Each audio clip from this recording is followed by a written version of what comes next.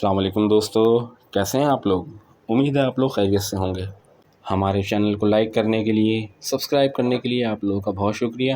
اپنے دوستوں کو بھی فارورڈ کریں تاکہ وہ بھی ہماری کہانی سے محظوظ ہو سکیں۔ دوستو، آج جو میں آپ کو کہانی سنانے جا رہا ہوں یہ سیالکوٹ کا ایک سچا واقعہ ہے۔ آصف نامی ایک شخص جو سیالکوٹ میں کام کرتا تھا، روز اپنے راستے سے بائک پر اپنے گھر جاتا تھا۔ وہ ایک کمپنی میں کام کرتا تھا۔ کمپنی سے اس کے گھر کا راستہ تقریباً آدھے گھنٹے کا تھا۔ روزانہ زیادہ پیٹرول لگنے کی وجہ سے اس نے سوچا کیوں نہ آج میں ایک شارٹ کٹ اختیار کروں جو کہ جنگل سے ہو کر جاتا ہے، اور اگر یہ راستہ صحیح ہوا تو میں روزانہ یہیں سے جاؤں گا اور میں 10 سے 15 منٹ میں گھر چلا جاؤں گا، اس سے میرا پیٹرول بھی بچے گا۔ تو پھر آصف نے بائک پر اپنا سفر شروع کیا اور جنگل میں جانا شروع کیا۔ جنگل میں وہ تھوڑا آگے تک گیا ہی تھا کہ بس اللہ کا کرنا ایسا ہوا کہ ایک دم سے بارش شروع ہو گئی، اور بارش یکایک اتنی تیز ہو گئی کہ جنگل میں پانی بھر گیا، اور سلنسر میں پانی آنے کی وجہ سے اس کی بائک بند ہو گئی۔ وہ بیٹھ کر بائک صحیح کرتا رہا، کافی دیر تک کوشش کرتا رہا۔ اتنی دیر میں رات ہو گئی، چاند پوری طرح سے نکل آیا۔ چاند کی روشنی وہاں پڑ رہی تھی، مگر جنگل کا اندھیرا اور جانوروں کی کچھ آوازیں۔ وہ ڈر سا گیا کہ ایک اندھیرا راستہ ہے، میں اکیلا اس راستے پر جا رہا ہوں۔ خیر، جانا تو تھا ہی، گھر تو کسی طرح پہنچنا تھا۔ ابھی اس نے چلنا شروع کیا پیدل، جی ہاں، اپنی بائک وہیں چھوڑ کے، اپنا ہیلمٹ اپنے ہاتھ میں لے کے اس نے چلنا شروع کیا۔ تھوڑی دیر تک آگے گیا تو ایک دم سے ایک پیچھے سے اس کے کوئی بھاگتا ہوا گزرا، ایک ہیبلا جو کہ دھوئیں ٹائپ کا بنا ہوا تھا، کچھ انسان کچھ دھواں، اس طریقے کا ایک مکس آدمی تیزی سے اس کے برابر سے گزرا۔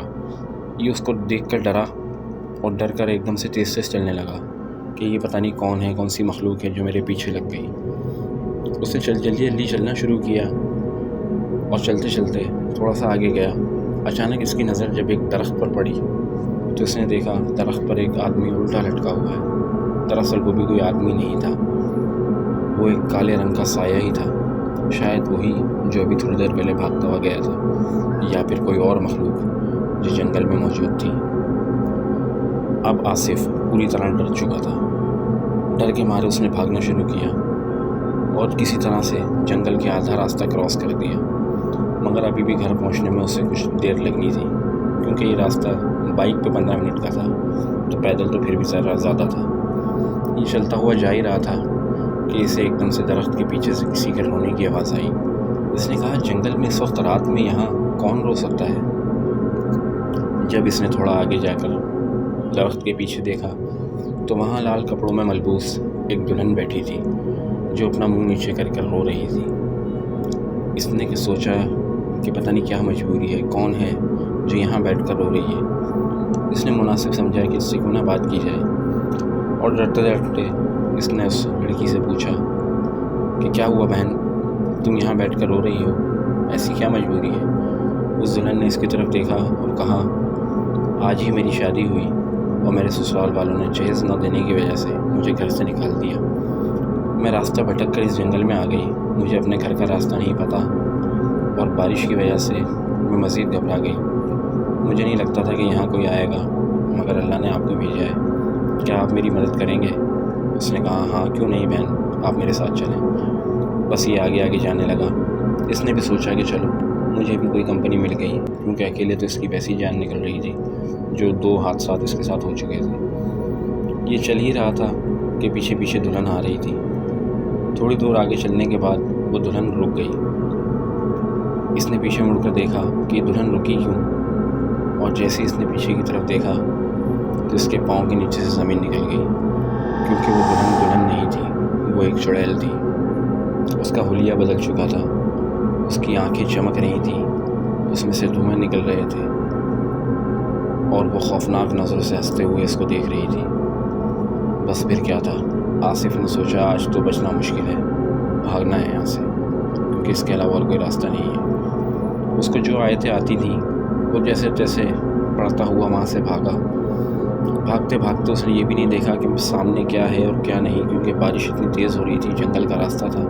وہاں ایک پرانی مسجد تھی مسجد کا دروازہ کھلا ہوا تھا اور آبادی نہ ہونے کی وجہ سے اس مسجد میں کوئی آتا جاتا بھی نہیں تھا۔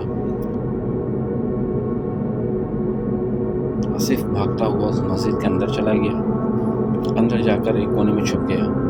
اس کو لگا شاید یہ کوئی گھر ہے، کیونکہ اس نے اوپر نہیں دیکھا تھا کہ مسجد کے اوپر مینار بھی ہے۔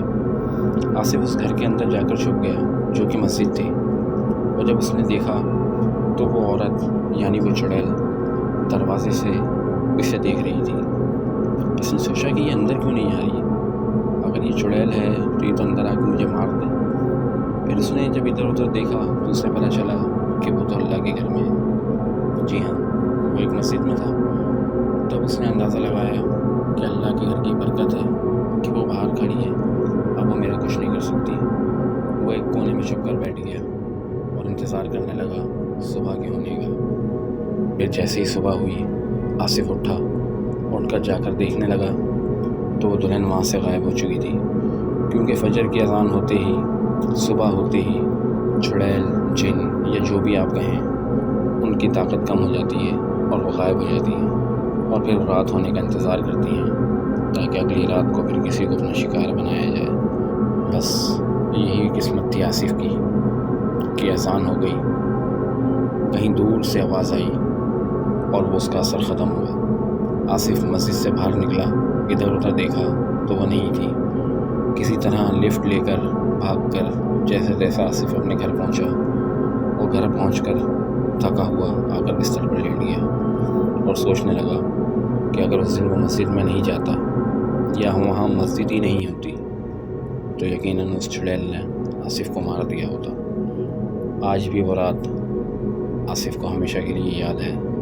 وہ کبھی اس کو بھول نہیں سکتا اور اکثر خواب میں اس رات کے بارے میں سوچ کر ڈر جاتا ہے۔ آپ لوگوں سے بھی یہی درخواست ہے کہ کبھی بھی ایسے انجان راستوں سے شارٹ کٹ نہیں لیں، کیونکہ کبھی کبھی شارٹ کٹ موت کا شارٹ کٹ ہوتا ہے۔